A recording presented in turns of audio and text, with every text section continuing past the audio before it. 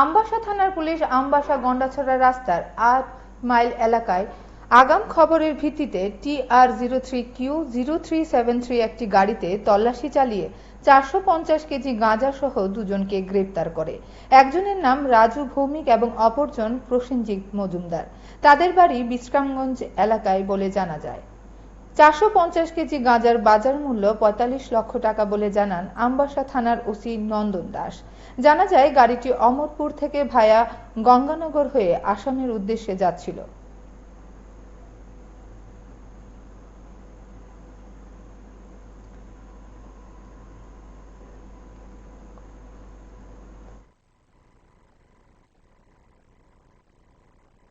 থানার পুলিশ আমবাসা গন্ডাছড়া রাস্তার ৮ মাইল এলাকায় আগাম খবরের ভিত্তিতে TR03Q0373 একটি গাড়িতে তল্লাশি চালিয়ে ৪৫০ কেজি গাঁজা সহ দুজনকে গ্রেপ্তার করে। একজনের নাম রাজু ভৌমিক এবং অপরজন প্রসেনজিৎ মজুমদার। তাদের বাড়ি বিশ্রামগঞ্জ এলাকায় বলে জানা যায়। ৪৫০ কেজি গাঁজার বাজার মূল্য ৪৫ লক্ষ টাকা বলে জানান আমবাসা থানার ওসি নন্দন দাস। জানা যায় গাড়িটি অমরপুর থেকে ভায়া গঙ্গানগর হয়ে আসামের উদ্দেশ্যে যাচ্ছিল। মূল্য কত আছে?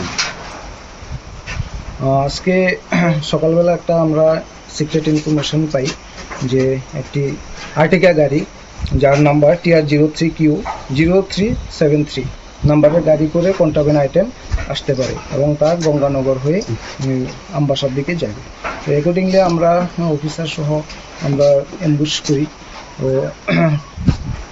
তারপরে অ্যাম্বুশ করার পরে আমরা ওই গাড়িটাকে ডিটেন করতে সক্ষম হই এবং ডিটেন করার পরে আমরা সমস্ত প্রসিডিউর মেনে এক্সিকিউটিভ ম্যাজিস্ট্রেট তারপরে ইন্ডিপেন্ডেন্ট উইটনেস তাদের সামনে আমরা সার্চ করি এবং সেখান থেকে আমরা ৪৫০ কেজি ড্রাই গাঞ্জা রিকভারি করি এবং সিজ করি।